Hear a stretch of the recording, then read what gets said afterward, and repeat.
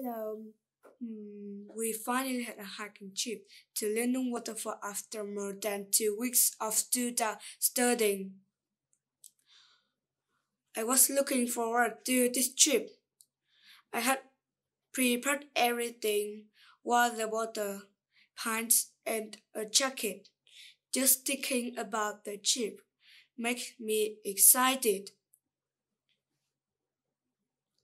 But it wasn't as easy as I thought.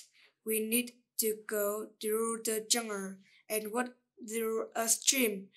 There was a dangerous stream and we had a hard time crossing it. We passed many hills. Was tired, but they kept moving because everyone is eager to come to Lieng Nung waterfall.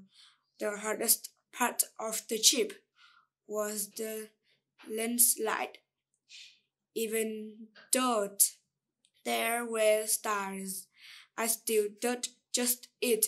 It was quite steep and we really need to be serious and careful. I had the support of teachers and friends, so was confident and easily passed it. Thank you everyone.